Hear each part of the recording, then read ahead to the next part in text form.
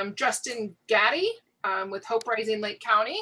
Welcome, Justin, if you want to tell us a little bit about yourself and what organization you're with. Yes, absolutely. My name is Justin Gaddy. I was recently hired as the project manager with Hope Rising. I actually grew up in the area. I attended Laurel Lake High School, and after I grew up and moved on, I came back and was actually a teacher and coach. I worked there for a number of years, and then most recently worked for Rite of Passage, which is a juvenile detention center for at-risk youth and troubled youth. Recently just moved back to be close to my family. I'm excited to work on my projects. I have 3 key projects I'm working on, which are surrounded around youth. One being the Smart Start Right Future Initiative, the ACT All Children Thrive, and then the YOUR project, which is Youth Opiate Response Project, and then also work with our Vistas. Excited to be back working in the county and working with all of you. So if I will put in the chat my contact information, if you ever have questions or thoughts or just want to touch base with me, feel free to contact me anytime. And then the next one I have on the list is Barbara. No, is she here with us? Yes, she is. Want to tell us a little bit about yourself? Yeah, I'm with Citizens Caring for Clear Lake, and we are a group, a volunteer group that picks up litter and illegal dump sites. And we have run into many, many homeless people in the process of doing this. And we even tell people that if they are able to help us for an hour, say maybe behind Safeway or something, we'll give them a gift card as a thank you, a $15 gift card that can go to places like grocery outlet or get gasoline or a subway, a bus ticket. So anyway, that's we do have we interface with homeless people fairly often, and we also helped with the count, not this past year, but the year before that. So I'm very happy to see faces that I know here. Great. And then I remember seeing an email from Scott Abbott. Was there other people that needed to be introduced today that somehow did not end up on the agenda? I know some more people were submitting applications. Okay. Yeah, I also can answer to that. I'm not seeing any of the additional people that have submitted applications online right now. So we'll follow up with them for next month. Okay, that sounds fine. And then we need to go back and vote in these new members. I can't recall if we do them singly or if we do them all together. I'd like to make a motion to accept for membership both Justin and Barbara. I could give a second. I'll second that. This is Cheryl Allman. Is there any discussion before we take a vote? Hearing no discussion, all in favor, say aye. Aye. Aye. Any opposed? Motion carries.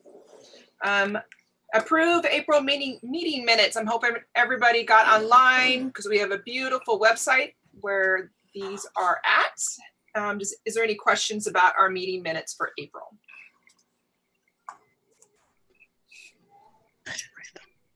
Hearing none, then I'm looking for a motion.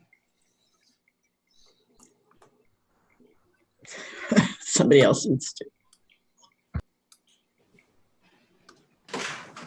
I'll do it. I move that we accept the minutes from our last meeting as written. I second that. Okay, I have a motion and a second. If you approve, say aye. Aye. Aye. Anybody disapprove of the meeting minutes for April? Hearing none, seems like it's unanimous. Guest speaker, Chris Pritchard. I'm looking to see if he is here. He's here, Tina, and I thought I would just do a little intro and a little context before Chris got started. That'd be wonderful. Thank you. So Chris is here. There are 3 pages of images on your Zoom today, which is great because it's a very full meeting, and that's really great to see always. So for those of you who don't know why Chris is here, Chris is our regional HUD representative and very, very familiar with both HMIS systems and coordinated entry. And Chris came on to talk about some questions that are coming up for us today around the design of coordinated entry for Lake County. For folks who are new to this meeting, there is an expectation by the federal government, but then secondarily how that affects Lake County is through your state of California funding, that you operate a system of coordination so that your clients know where to go, that there is equity and justice in the treatment in their service provision, and that they get prioritized through what we call a by name list process. The Coordinated Entry Committee has been meeting fiendishly since January, and we've gotten quite a bit accomplished, including the development of a custom vulnerability assessment. We've done some trainings, as a lot of folks know. And the reason that I invited Chris here today was because we're getting to the point where the design of coordinated entry is really going to need some planning and some resourcing, and we're trying to figure out those levels of resourcing for a county that is pretty slimly resourced to begin with. In particular, I asked Chris to talk about the concept of geographic access points in the county and what is involved with that, and how that might be structured given the resource base for the lake. Also, kind of just Chris and I had a chat a couple weeks ago about what the state's expectation was for placement of very chronically homeless persons or highly vulnerable persons. So Chris is going to talk about that. And I know that many of you are going to have questions, so I would encourage you to ask those questions for, as he presents or after he goes along, because at this point we need to start putting those puzzle pieces together to finish out the design of your coordinated entry and get that up and running as soon as possible. So Chris, I see you don't have your do-rag hat on today, but I'm going to let you take it away, and we're all very interested in what you have to say. Wow. Thanks, Teddy. And what a group. Usually I come to a CUC meeting, there's a handful of people. Yeah. For a county this size, you guys have really brought the force. So I just want to say welcome and thank you for joining us this afternoon. As Teddy mentioned, my name is Chris Pitcher. I work for a company named ICF. We are a HUD Technical Assistance provider.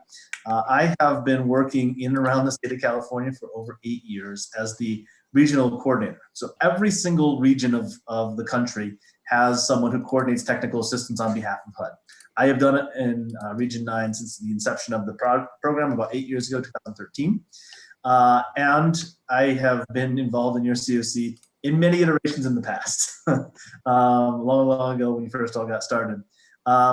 Additionally, on top of that, we have also just been selected ICF as the contractor for California's HCD ESG CV program. So you'll be seeing more of me in that role as well, not just federal TA, but also local TA. So through those conversations, I've known Teddy for a while. I've known some of you. I know faces and names that I've seen in the past. I was asked to talk a little bit about coordinated entry. So I'm going to lay it out generally and try to get as much of this as I can, kind of give you the context of coordinated entry, what needs to happen, how it needs to be set up.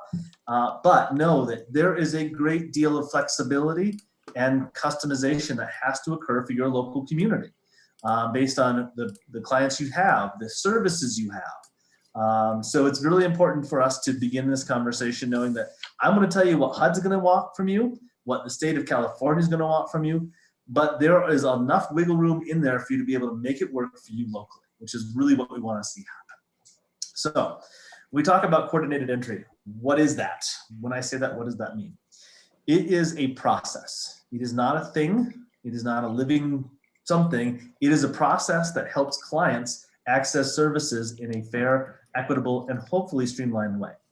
Right now, clients access your services by probably just showing up. That is not necessarily the most efficient way because they might not be eligible for your program, or your program might be full, or not accepting clients. So coordinated entry is meant to be a tool, a set of processes that help us move clients through what is otherwise a fairly complicated process. Homeless service systems are not set up to be very smooth. They're set up to be a little choppy. So we need to know how to work through that. I talk to a lot of folks who come out of an MSW school, like, I know how to do case management. And you plop them down in the COC, and like, how do you manage this? How do you manage what's around you? How do you know where your other programs are? And the answer is you don't know until you until you really get into it. This is not something that is innate for me either. As someone who's been in the homeless service sector for over 20 years, you set me down in one of your organizations right now and hope and ask me to get your clients through the process smoothly, I'm going to fail. So we just have to recognize that is just the way our systems are set up, and that court entry is meant to ameliorate some of those situations. So when we talk about court entry, there's 5 processes I'll talk about today. The first is access. We want folks to be able to access the system. Assess is the second part. So access and assess, very close together. I'll try not to mess them up. So we assess folks' need and try to help them as best we can understand what their needs are. Prioritization, and then we have referral and service provision. Those are kind of smashed together because sometimes service provision is quick, sometimes it isn't. Sometimes that referral takes several times to make those service provisions happen.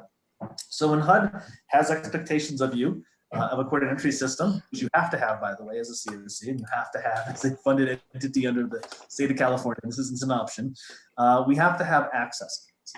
So there are many different methodologies, but I'll talk about 2 that kind of make sense, probably 3 that make sense to me. The first methodology that I think most of the country went with right off the bat was one called no wrong door, which means no matter where you are as a client, you can enter the court entry system. You can get assessed, you can get on a prioritization list, you can get that referral, get that service. What we found over the first few years of court entry, the more we dug into no wrong door, it felt like business as usual. Clients were showing up at multiple locations. There wasn't enough coordination. The assessment process at each was not as standardized as it needed to be, so we were still having very inconsistent service. There are communities that have done this well. Rural communities often have to do as much no wrong door as possible because your access points might be very geographically different. So for instance, we've talked to several California communities. There's one in particular that has a mountain range that runs through it. They have an access point on one side and on the other side because there's really no way to get through that community. So you have to also think about geographically, how do we create access points that have some equitable access? We also have to have coverage. We have to cover the entire community. So for you, that means the entire county of Lake. I don't know your geography well enough to say if that's a huge thing, but my guess is your services are probably located in clumps and not spread evenly throughout your county. That's the way most communities are. So we need to first make sure that we cover the entire community. So how are we going to do that? A lot of times we do that with the ability to folks call or to be able to access our services via some sort of 211, first call for help, homeless hotline, maybe something online they can fill out. Maybe it's being connected through other things like community action programs. Having those access points that make sure that no matter where I am throughout Lake County, I'm still going to have the same opportunity to access services as anybody else. So coverage is really the most important thing. And when I talk about access points and no wrong door, not every access point is equal in what you're going to have there. Maybe there's not enough staffing at one, so they really can't assess folks. So we really need to make sure that our access points are equitable and they cover the entire area. So no wrong door is that you go anywhere. The second is having specific access points for specific things. So if you're a person experiencing domestic violence, you know where to go. If you're a person who is a youth, we have an access point for you. So that's a kind of a more nuanced model. And then the last model, so it keeps getting narrower and narrower, is there's one place. This is also not my favorite model either because you have to be able to get everyone to that one place. And very rarely in our rural communities is that a good idea. We generally have to have something that might be a virtual access point as well.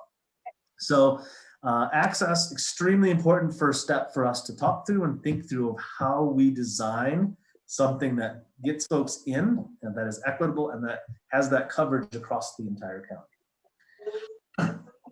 I tend to talk a lot, so I'm going to just take breaks after each one to give myself time to breathe and for you to ask any questions you have about access. Okay, that was enough time for me to take a breath. So back into it I go. Second step is asset. I was going to say access again. Assessment. We have to have a standard assessment tool. That tool is largely of our own will and desire. Basically, an assessment tool just has to be standardized.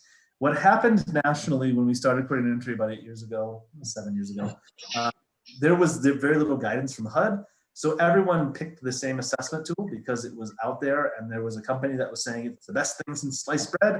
So everyone just took it. It was known as the VI SPDAT, the Vulnerability Index. SPDAT.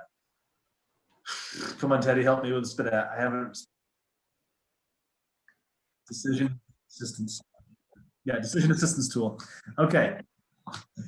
This tool was adopted by 90+% of COCs across the country, including those in California. It was not adopted because it was the best tool. It was the greatest tool ever made. It was the only thing we had. So folks just adopted it and used it. What we saw with this assessment tool, and it was created by a company out of Canada, it really didn't meet the geographic needs of a lot of our communities. So for instance, when Las Vegas, Nevada tried to implement the the question, are you going to, at risk of frostbite? That was the wrong question for Las Vegas. It's the opposite. Are you at risk of sun exposure? Are you at risk of dehydration? So it wasn't a tool that could just be universally plugged and played, but we tried to do with it. I do not recommend that. In fact, the VI SPDAT is going to be sunsetted, and most of your COCs that are using that are going to have to find something new. That's why I think the assessment process that you have taken so far is probably the right way to go, which is you're developing something that makes sense for your community. It makes sense not only for the clientele you have, for the assets you have as well. If you don't have permanent supportive housing, you don't really want to design a tool that is going to say that everyone needs permanent supportive housing, because you simply don't have it. You need to be able to match the folks' needs to what you have as well. So you don't want to have a tool that's going to really warp everything. The other thing we've seen with assessment tools is a lot of assessment tools create a number. So I do an assessment on someone, and they end up getting a 7. Someone else's assessment on them, they get a 10. And that number then dictated what they got. They got rapid rehousing, or they got permanent supportive housing. That in and of itself is flawed. You need a secondary thing. That secondary thing that we have is generally going to go in the next section, but I'll talk about it a little bit now, some sort of way to prioritize folks, and then to say the number says something, but it doesn't tell you the whole picture. And we call that thing case conferencing.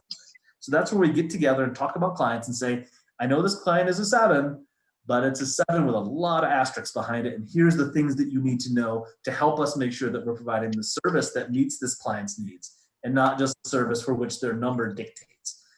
If you have a number that is just something that is static, and a 7 gets this, and an 8 gets this, and 9 gets this, you're going to find that your system is too rigid. You need to have a little bit of flexibility, not something that is easily done. We cannot categorize human beings. It is very difficult, and specifically folks in crisis. They're not disclosing the entire picture to everyone, but we're seeing pieces of the picture from each of us, and we need to bring that together for a better look. So assessment, the way you're going is the best way to go, which is develop something that makes sense for you all. The thing is, that dictates our access points as well. Any access point needs to be able to deliver that assessment in a consistent manner with the other access points. So that's a really important thing. So they're really tied together very deeply. If you have access points that can't do the assessment or do it really poorly, they probably shouldn't be access points. Teddy, anything you want to say about your assessment tool process before I move on to prioritization?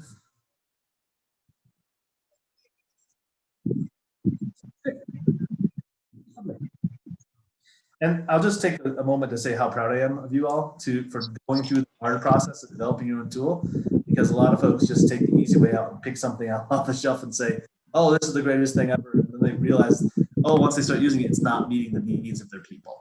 And that's really important. Okay, so we've got folks in access. We've looked at what their needs are, assessment, what happens next? Now we have to prioritize folks.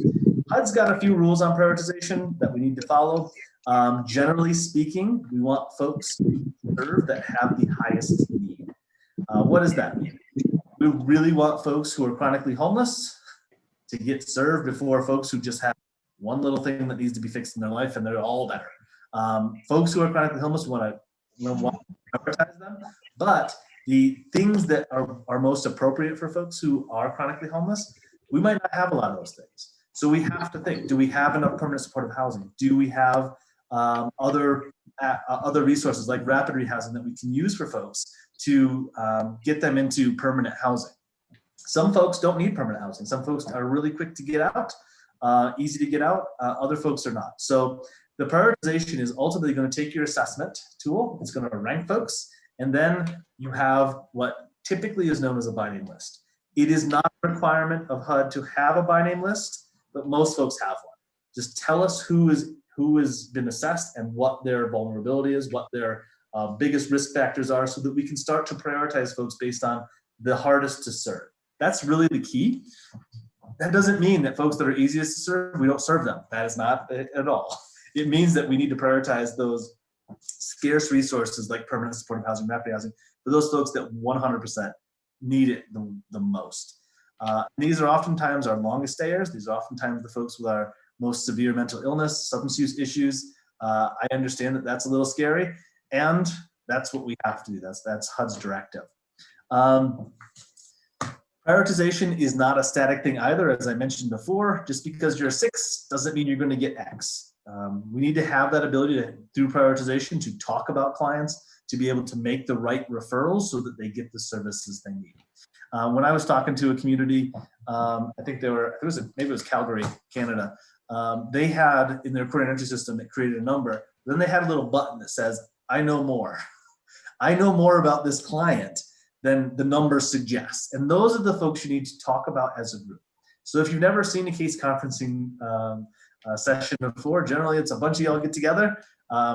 You get a sheet of paper and it has a list of names. You're like, oh, I know this client. Let's talk about them and what service is going to be what service that we have available is going to be the best fit for them. Prioritization is not easy. It is hard, and it should be ever evolving. Just like your assessment tool. Once you create your assessment tool, use it, but you need to evaluate it at least annually according to HUD, and probably more quickly than that when you first pilot it to see if it's getting the intended result. That's really important. You don't want to create a result within your system that is unintended and that is negative for your clientele. So assessment and really looking at all of those things over and over again is really important. So by name lists and case conferencing, really important to prioritization. So we go from having everyone have a place to enter the system to be assessed with a common tool, and now they are in a list that ranks their vulnerability, and we then have to get together and figure out how to serve those folks. So that gets us through prioritization.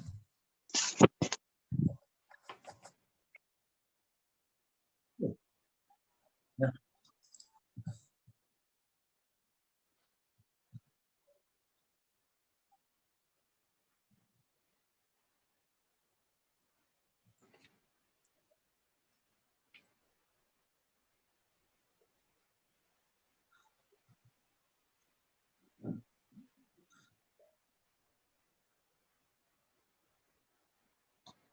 You can, and quite frankly, that also depends on what you have as far as services. You are prioritizing single adults only, and all you have is openings for families, that's not going to work. You have to know what you have as well, which is the part of prioritization. This is what folks need. This is what we have available for folks.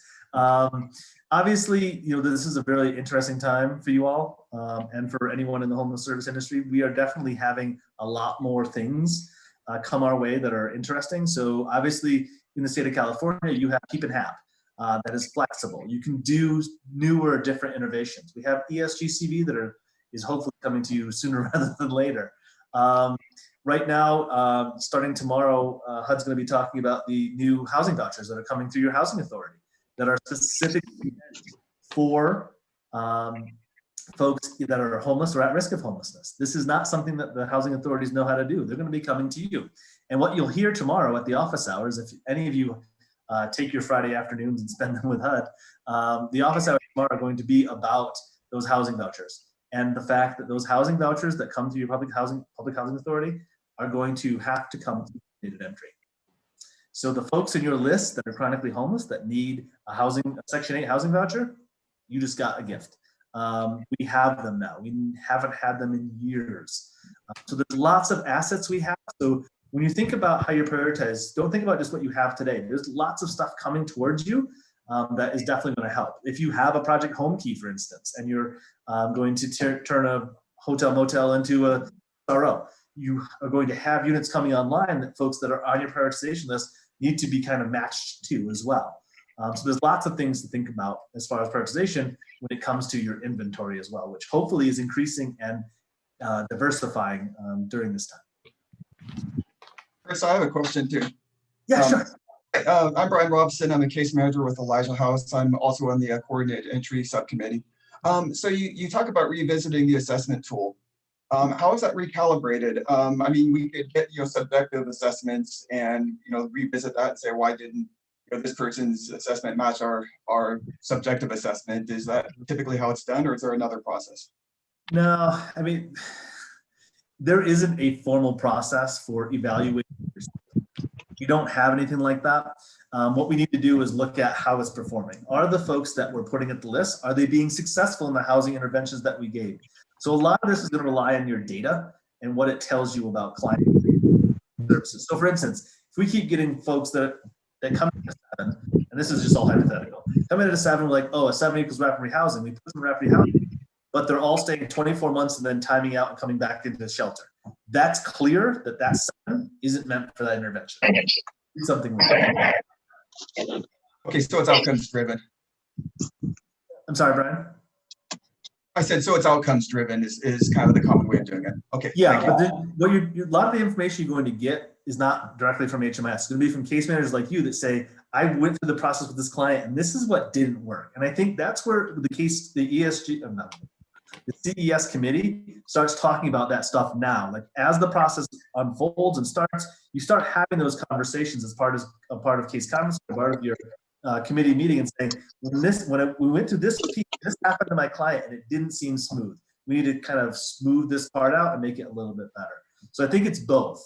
It's that experiential thing that's happening to you and your clients, and it's what is the data telling us? Are folks that are going into these interventions staying? Are they being successful? Are they seeing good outcomes housing wise?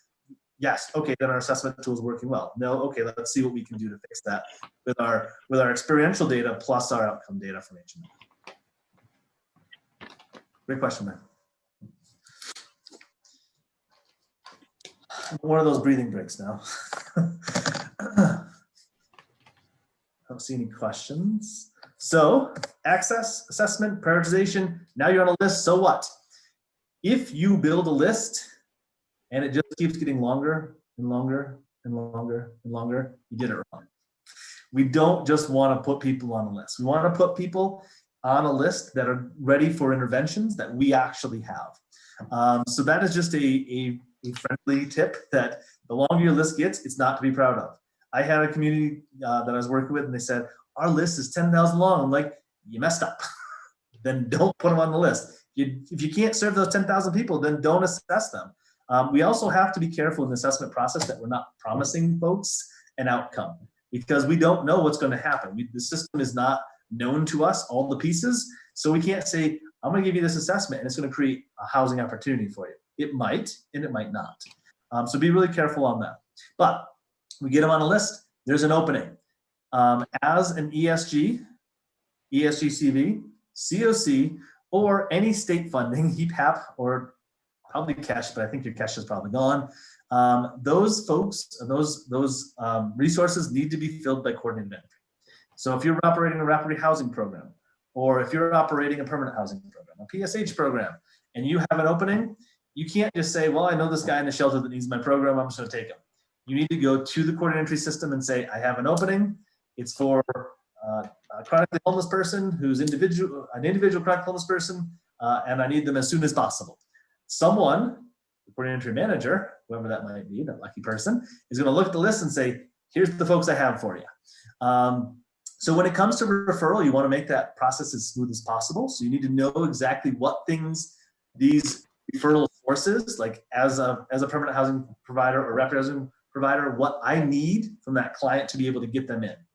A lot of folks use the term document ready. I really hate that term So it sounds like that folks that aren't document ready aren't ready for housing, which is wrong. It is a reflection of the fact that there is certain paperwork that we need to be able to get folks into housing. It's not all the things we think we need probably, but it is certain things. So the referral process should be as streamlined as possible, and that means that you as service providers need to talk to one another about what you need in the form of a referral for a client who comes open for your programs. That is largely going to open up a bucket of worms. You all are going to have very different processes, and some of those are going to be things you have to do because of your funder. Some of those things are things that you thought you had to do because of your funder, or things that you just made up. And some of those things are great. Some of those things are actually barriers. So we want to make sure that we're not creating barriers within any of these processes I talked about. If we have a housing intervention that has a stack of paperwork this deep, chances are you don't really need that much. And we need to probably investigate how we make that easier for them and for the clients while staying, while keeping fidelity to the requirements of their funding source. Referrals should happen easily. So electronically, if possible. HMIS is great. If you can say, there's an opening, here's the by name list, here's the person. Okay, send it to that agency. They can just work off it from HMIS. That's great. If that's not the case, obviously you want to make sure that case managers are connecting wherever this client is, the case manager, and wherever they're going, make sure they're connecting, whether that's through case conferencing or just working together normally as you would. And then once the referral is accepted, we provide that service, and that's really the end of the process. There are a lot of processes around referral rejection. So we know that in the past, a lot of agencies would deny clients because they were just too difficult to deal with. And they wanted to, what we would used to call this is cream. They want to find the easiest to work with client because it makes their life easier. That is not kind of the way coordinated entry works. We want to work with the folks that are next on the list based on our prioritization so that it's equitable and not just like, I like Bill, but I didn't like Tom. So Bill, you're in, Tom, you're out. We need to have a more just way of making sure that folks get intervention. So we've had some communities that say you can reject up to 3 clients. By the 4th client, you don't have any choice. Or if you reject 1, you need to come back to the coordinated entry system and tell us why. What did we do as the coordinated entry system that returned you a client that didn't match your program? What was that problem? So we can start fixing it. There's lots of ways you can enforce this. Ultimately, the coordinated entry system is the responsibility of the Continuum of Care, and that is carried out by the Continuum of Care board. So I'm not sure who board members are in here, but it's ultimately your responsibility to make this work. You have a coordinated entry committee that is going to carry out your wishes and bring you information and tell you when things aren't working. But all of this process, all of this that I've talked about falls on the shoulders of the COC board. So that's where the buck will stop. That's where you can enforce. Yeah, I haven't gotten to the resourcing of CES just yet because I wanted to get to the process first. Anything else about the process that I didn't cover that you wanted me to make sure I got, or any questions up to now?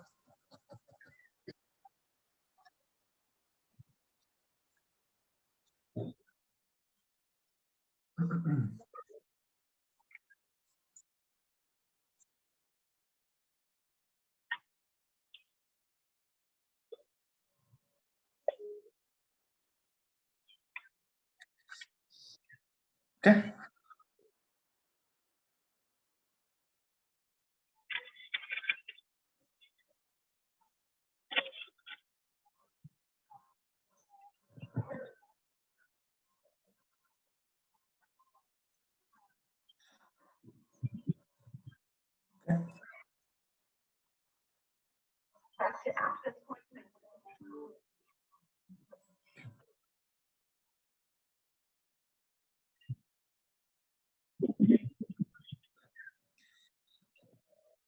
Okay.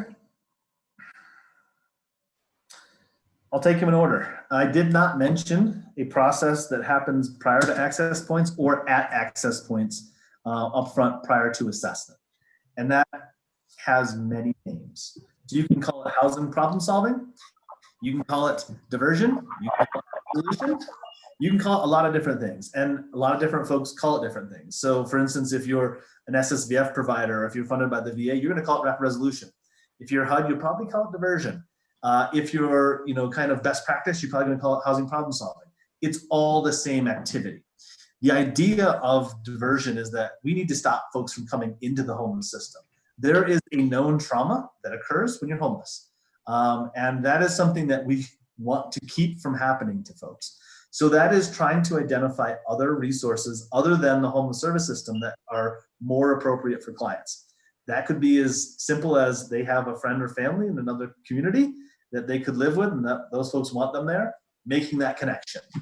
It could be repairing some damage that was done to a family relationship where they were living, so they don't come into shelter, so they don't end up on the streets, so they don't end up in a rapid housing program that someone else could have used otherwise. So housing, diversion, rapid resolution, whatever you want to call it, are all things that you do kind of upfront. Before you even start assessing a client or getting deep into their thing, you try what their things are. You try to figure out what it is, what assets they have that they can access that are other than the homeless service system. So that's a really important part, not only of coordinated entry, but of every single type of program that we operate. When you start to talk to a client, the first thing we should try to do is make sure they don't become a client. If that's not possible, then we go on to the next steps. So Teddy, was that kind of what you're hoping for with that conversation?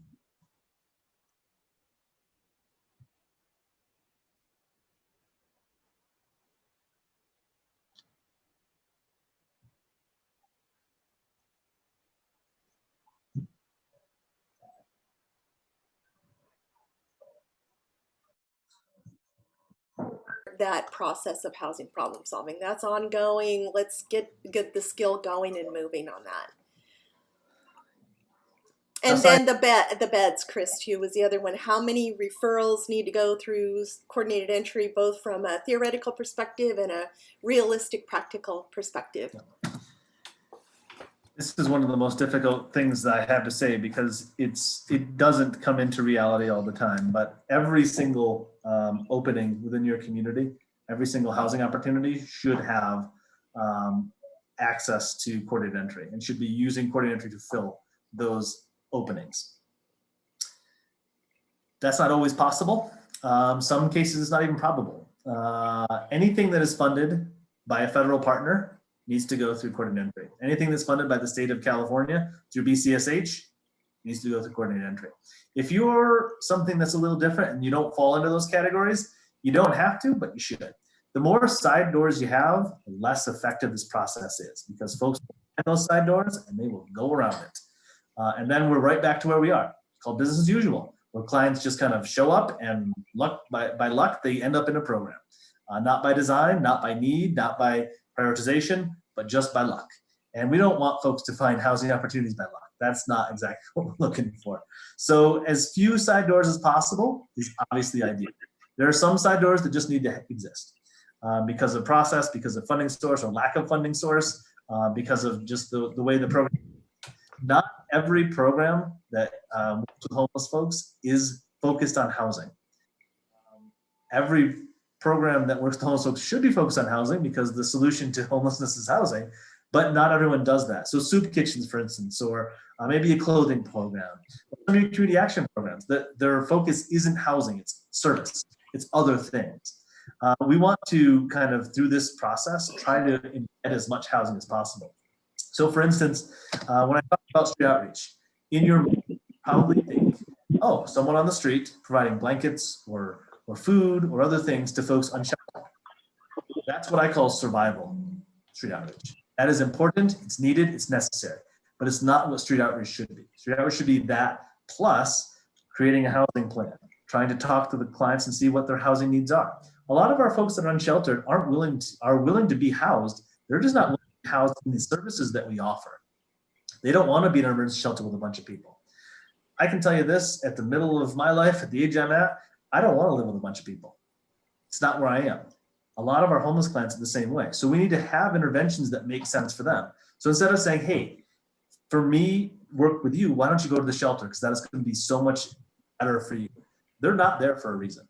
We need to say, oh, what would work for you? So instead of trying to offer solutions that the system offers, try to figure out what it is they want and how we can fill that service. I don't know how I got into that topic of side doors because I went really around, Yeah. but it's important It's system needs to be important. client-centric, client-centered. It's about clients. It's about clients getting access to the piece of the system they want and not forcing them literally through a system. In the old days, we used to say, "Oh, you're on the street, go to shelter. Oh, you're in shelter, go to transitional housing. Oh, you're done with that, go to permanent housing." And it was linear. We're not talking about linear services anymore. It's very much more dynamic. I'm sorry, Ted, did you say something? No, and I want to make sure that we get to, how Lake County already has a pathways kind of system working through behavioral health. We need to know how to integrate that, leverage that. Where does that fit in the structure? That kind of thing. How can we use that to the best advantage? And it's all just about making connections. So a coordinated entry system is basically just a big old web. You need all the pieces to know what's happening and just be connected to one another. Okay.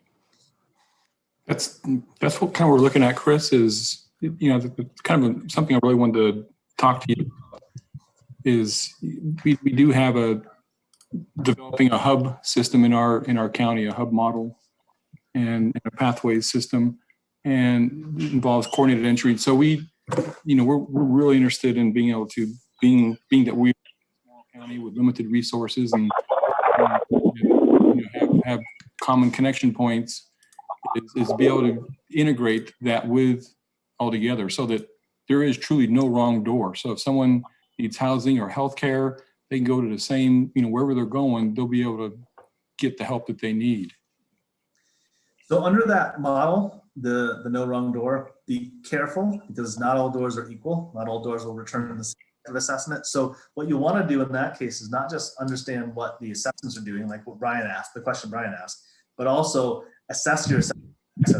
Are they delivering similar numbers? So for instance, a client shows up at one access point and it's a 3, another access point it's a 12. There's something wrong there. There's something different. And what happens, this is human nature, either clients learn the test and learn how to better improve the score, or case managers empathize into making the test score, right? So it's just kind of, there's some human nature we have to kind of account for in this system. No wrong door can work, but you've got to be very coordinated, lots of training, lots of oversight, lots of coordination to make it happen. And also say, if you're going to have an access point, we need to have certain things. We need to make sure the access point can operate that diversion or that housing problem solving conversations. We need to make sure that they can do the assessment in a coordinated and systemic way like everyone else, and that they have data entry, that they can enter data. If you're doing coordinated entry and the data is sitting for a month before it gets entered into a data system, it's already stale. You got to get it in there quickly. Obviously, real time is ideal. That's not always the way we can work, but as quickly as possible is really important because those folks will be reassessed by someone else or another point, and it'll look different. And you'll have conflicting data, and you won't be able to use a systemic approach very well. It'll be choppy. We call it the data saying different stories at the same time. The last thing I'll cover is resourcing. Someone's got to manage this thing. That means a person. We've seen, for instance, in Mendocino County, California, we've seen that they've tried to manage it by committee, where they have a bunch of volunteers that are part of a coordinated committee, and they're trying to oversee it, to run all the processes. It doesn't work. It breaks down. We need staffing for this. That is important. And the more staff, the better. Certainly, it depends on what your assets are, how much housing you have to fill. But when you think about this moment in time where we have this influx of ESG/CV resources, we have this influx of housing choice vouchers coming through the latest stimulus that have to go through coordinated entry. The more money we have in the COC ESG state funding that require coordinated entry, the more burden it is upon whoever is managing the process. And that person can do a myriad of things. They can check the data, they can run the by name list, they can run the case management, the case conferencing meetings, they can do the referrals and placements, they can help with making sure that folks have the documents they need for those programs. There's lots of different things that can happen there, or they can just be a central hub, and the case managers that are feeding into coordinated entry do that work with their clients. It's really kind of up to you whether you centralize that or decentralize that. And it comes down to what assets you have. Do folks have time for this? If not, and do you have funding for a position or positions that can actually run the coordinated entry system. That's And that's what we're looking at with our pathway system, because there is funding for that. And so if we combine resources with that, I think we'll really get the bang for the buck right there. And this is an iterative process. So whatever you set up today doesn't mean what it's going to look like in a year from now. And that, and quite frankly, it shouldn't look like what it looks like today a year from now, because that means we're not learning. As we learn, as our clients learn, as the service providers learn, there should be change. There should be change. It shouldn't be static. So don't be downtrodden if you get it wrong the first time. That's good. You should get it wrong. That means you're going to improve it, and you're going to recognize that it wasn't the way you want it to be and make it better. I think that's all I have to say. Okay. Okay.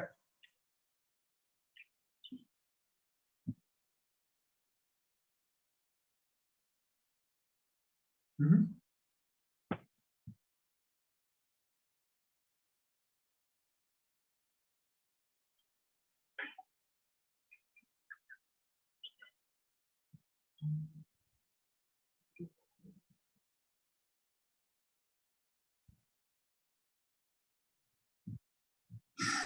I mean, there's definitely variance across the country, but the most common method is to have a single entity in charge of all aspects, because it's just easier for one entity to have it. So, for instance, one of the communities I work in, they're the collaborative applicant, they're the HMIS lead, and the coordinator manager.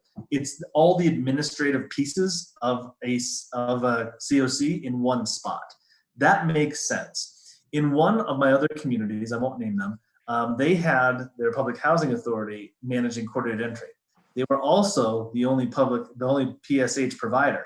So they were running the process for anyone to get into mostly just their housing. That was a bad model, because then they basically just decided who came in and who didn't by manipulating the coordinated entry system to how they felt that day.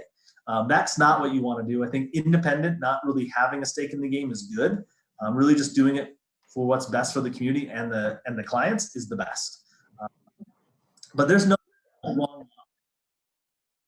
Sure.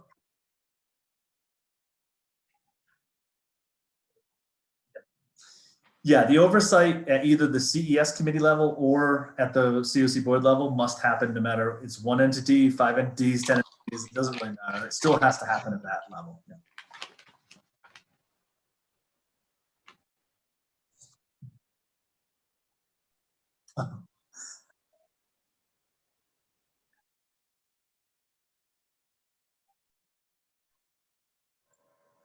I had another question, Chris. You're talking about the funding burden of the operatorship. There's also something that's kind of been glossed over, is this this idea of having a strong rejection policy. There is a cost of it. I can talk about it being higher or lower, but I can't put a number to it of those interventions. But it's really about making sure that what you're offering is right for the client, is right for the program, is right for all parties involved. Because if we start giving client referrals to programs that don't work, that agency is going to want to create a side door as fast as possible and not want to deal with coordinated entry. And then another agency will do that, and all of a sudden the coordinated system just falls right apart. Just falls right back. Does that help, Brian? Or? Oh yes, and so my follow-up there is I don't even have an orders of magnitude estimate here. So how does the funding differential between getting, being a coordinated entry agency and not, how does that compare with the burden of taking on more clients? I don't know if anyone else heard that. I got a wicked echo and I could not make that out, Brian. I'm sorry. Basically, does the funding pay for itself? If someone just said, I don't want to be in coordinated entry and I'm not going to take HUD funding, do communities ever decide to do that because taking on more difficult clients is costly? Yeah, absolutely. So I work with a community on the other side of the country from y'all, in the state of New York, that 100%, one of the permanent supportive housing programs was taking COC funding. Their model just did not work under this new model for coordinated entry, and they stopped taking HUD funds and found another way to fund it. And they still take clients, but they do it in a way that makes sense for those programs. So certainly that is always an option. I haven't seen it be systemic or widespread. Usually it's one or two, and it's really specific things. Like this permanent housing provider had a really specific thing they did, and they did it well. And coordinated entry did not give them the clients that they work best with. And that's just the way. That's just the reality of the situation. This is not a panacea. It doesn't fix everything. It is just a process that brings us closer together instead of letting us be in our own silos. We're trying to break those silos down and work as a one giant organism, but it is not a one size fits all.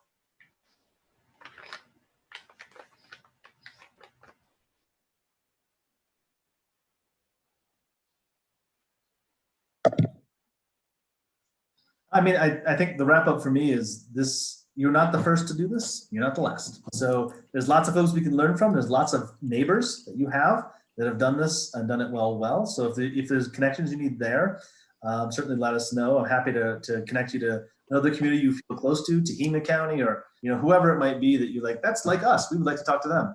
We can make those connections. There's also plenty of opportunities through HUD Technical Assistance. We offer communities of practice on coordinated entry. So if you this is as you start, like, man, we're just really getting bogged down. Lots of different opportunities. The state of California is going to do the same thing. As I mentioned, we're under contract through California HCD, through ESGCV. We'll be providing technical assistance in the state for this kind of thing as well. So don't despair if things start to get hard or don't feel right, or you need additional information. Just ask. There's lots of ways to get this type of help, to find peers, to find best practice that we can make you go through. But I'm very heartened to hear that you went your own way with the assessment process. I think that's great. I'm heartened to hear that you're really thinking hard about how to put those access points together, whether it's hubs or not. Those are really good questions. I think once you hire your first coordinated entry staff person, it'll start to feel real, and it'll start to operate and function well. Another piece that I should mention, you're able to have different coordinated entry systems for certain populations, but not all populations. The one that you probably need to concentrate the most on is domestic violence. That is just a very different population. The other one I would offer you to think about is youth. Those two feel like the most important, that feel different to me, but you might have, I don't know your clientele well. So those are the two I think of. Just know that you can't have an access point just for veterans. That is not allowable under HUD rule, but youth are. So you can also decide to have a single hub and a family hub, but that's usually only for, the only place I see that is really, really urban places that have a ton of volume that need to figure out a way to split it up, because the resources for each population is extremely different. But I don't think that's something that's for you all. All right. Any other questions? And we'll finish up here. I have a question, Teddy. Sure. Yep. Shoot. Yeah, you just made a comment that startled me somewhat. To say that you cannot have an access point that serves only veterans, except for that one of our access points would be the VA clinic. They have a social worker that is working with housing. So when you say that you can't have an access point that is just veterans, are you saying that in order for them to be considered an access point, they would have to take anybody? And if they weren't willing to take anybody, they could not be an access point for their clients at all? I said coordinated entry system. I didn't say access point specifically. So you can set up a different process for youth and for and for the folks that are experiencing domestic violence, but veterans would just fall under home or any other. If you use your VA as an access point, obviously they're going to be much more skilled in helping veterans. So you can say this access point is better for veterans, but you'd want to leave the door open if someone was there that was a veteran that, for instance, was not honorably discharged. The VA is going to say, well, we can't help you.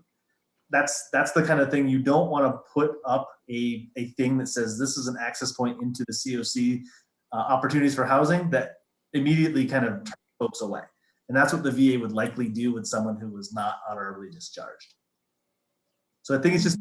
I think it's one of.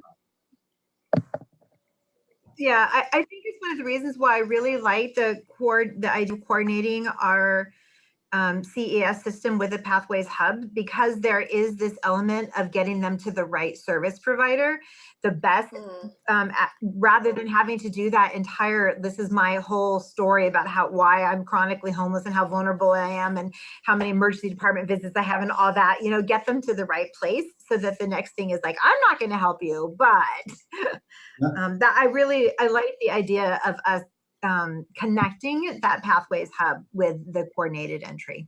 Yep. And to say that you have access points that are, for veterans or for domestic violence, but it's not a complete entire system, that could be okay. It's not a really hard and fast rule that all access points have to serve everyone, but it really sets up an equity issue. If you have a lot of folks going to an access point that you're calling an access point and they're not able to get the assessment they need and access to the services they need, it really sets up those clients to become disenfranchised with your process. You don't want that. Okay. Anybody else? We're good. Dolores, you good? Why'd you call me out, Teddy? Because I think you always have really strong observations, and I want to make sure that you're.